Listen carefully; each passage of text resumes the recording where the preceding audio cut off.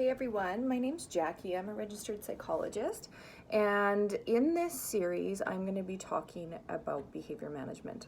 And I'm going to do this in a few different videos for a number of reasons, and one of them is that long videos are really hard to watch, and it's going to be much easier for you to be able to watch portions of this and then digest some of that information and think about it and apply it at home. So today what I want to do is kind of talk about behavior a little bit generally in kids, and then kind of move on and talk about relationship and why parent-child relationship is really important in managing behavior in kids. And then I'll do 2 more videos following up. We'll talk about proactive strategies for managing behavior in the home, and then we'll talk about some reactive strategies as well. So first of all, what I want to say about behavior is that it's a really tricky thing to be able to give strategies that would work for everybody, because all kids are different. They come with different temperaments. They come with a lot of different things going on. Lots of parents struggle with behavior because kids have brain differences, and different behaviors will arise just at different developmental stages. And so one thing I do want to say about behavior is that it's my belief that kids engage in behavior for a reason. So they're trying to get something out of this, or they are getting something out of the behavior that they're engaging in. So I don't think any child wakes up in the morning and thinks, I'm going to make your day miserable, because what we know from kids engaging in behavior is that that's not easy for them as well. It's not easy for them to have a difficult relationship with the adults or other peers in their lives all day. And so some of the reasons that kids will engage in behavior is that it's rewarding. And so they like doing it. And another reason is to get attention. And attention is an important one, because often we live in a world where we're often really, really busy, and kids will do a lot of things to get attention, and if they aren't getting attention in a positive way, they will do things to get attention in a negative way just to get that attention. They'll engage in behaviors to avoid demands, so kids who don't want to do chores. Lots of kids will engage in behaviors to gain control of a situation. And then what we see lots from kids is oftentimes behaviors like hitting siblings and biting and screaming and meltdowns. That's a frustration release. And that's their only way of communicating that something is hard for them. And so when we talk about behavior as a communicator, kids are trying to communicate a number of different things.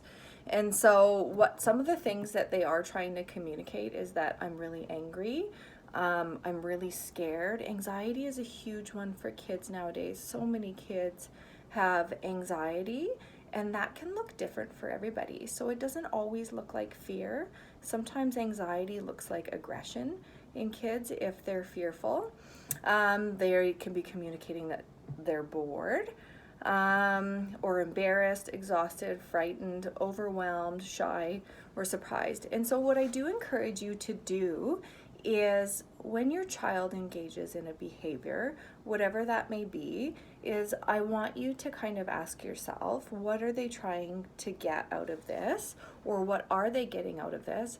And what is the emotion or need that they're trying to communicate to us? Because if we can make the shift from looking at our child as a problem to looking at our child as having a problem, that can be very helpful in the way that we manage behavior. And that kind of brings me into talking about relationship with kids. When I myself work on behavior management with kids and parents, relationship is my number one go-to. And this is for a variety of reasons. Number one is, when I think about myself, and the behavior that I engage in, and I see this lots of times with kids as well, is we are going to be on our best behavior for the people that we have a close and secure relationship with. And one of the examples I talk often about when I talk with families about managing behavior is that we can't always just use rewards and punishments to manage behavior. Yes, that can work in the short term.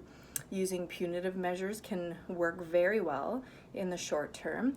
But what that does is it creates fear in our children.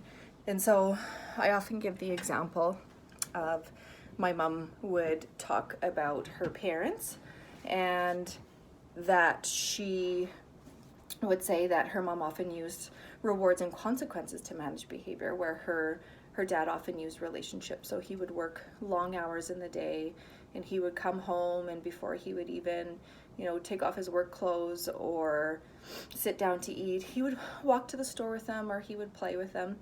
And she talks about when she was about 15 years old, and this will be every teenager, whenever she got into a situation where she had to decide whether she should engage in a behavior or not, it came down to, when she thought about her mom, it came down to, what are the chances are that I'm going to get away with this?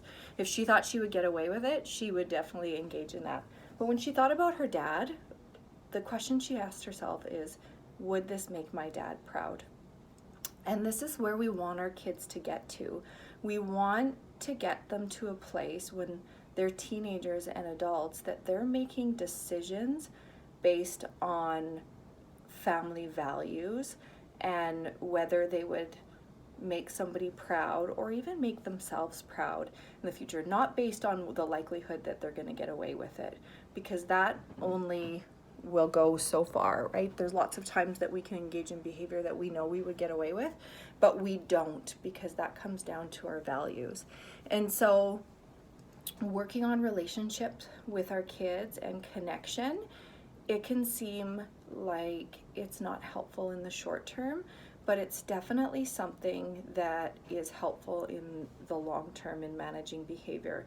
And this is what we really want for our kids, because once they get to be about 13, 14 years old, we no longer have as much control as we used to, and now the peers in their lives have control. So working on relationship with our kids when they're younger, so that they can trust us, so that they're more likely to engage in the behaviors that we want, is going to be very important. Another place that I see this is with EAs in the school, and EAs that have lovely, connected, secure relationships with the kiddos that they work with often are able to manage those kiddos much better than if somebody new came in or somebody stepped in for the day and tried to manage those behaviors.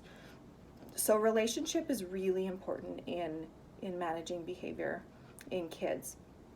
And the way that we do this is we support kids in every emotion that they have. And so lots of emotions for us as parents are hard to deal with. And so things like whining is really hard for me to deal with. Meltdowns, tantrums, crying, tattling, fighting with siblings, these are all things that can get us feeling anxious, where we're not able to kind of best deal with that behavior. And what we call this for our kids are bottom half needs. So when our kids need us to help them organize their feelings, show empathy, show comfort, and really show our kids that we can support them in any emotion that they have. And so that's going to be the focus of building relationship with our kids, is letting our kids know, yeah, you're allowed to be mad, or you're allowed to be angry, or you're allowed to be jealous or frustrated about that. And we want our kids to know you can feel that way and you can come to me and I can support you. But where we set our limits is the behavior that they engage in when they feel that way. And so you can be really mad, but you can't hit your brother. Or you can be really frustrated, but you can't kick over somebody's toys that they were playing with, or you can't pinch somebody. And so oftentimes our response to those behaviors are that we're going to give a consequence. So what we're seeing is our kids get really emotionally dysregulated, and oftentimes our response is sending them to a timeout or sending them to our rooms and saying, you need to go to your room until you're calm. And what we're doing with that is we are telling our kids, you need to go to your room and manage your emotions by yourself because you didn't know how to manage your emotions by yourself. That doesn't really make much sense. And so instead of giving time out to kids, what we do to build relationship and connection and trust with them is we have time ins. So a good example of this is if your child is having a meltdown in a store and they are demanding that you buy them something, a nice way to manage that behavior and to really build relationship and trust is to get down to their level and show empathy and say something like, you know what, honey, I know that you really want me to buy that chocolate bar. Sometimes I feel mad when I don't get what I want either. And so that's number one, showing empathy to them. Number two, you're going to co-regulate with your child. So you're going to help them calm. And so we do this by offering comfort. So some kids really like to be hugged. Some kids really like to be picked up. Some kids will need space and they will have their meltdown and they just need you to sit a few feet away and say, you know what, I'm here for you when you're ready to talk.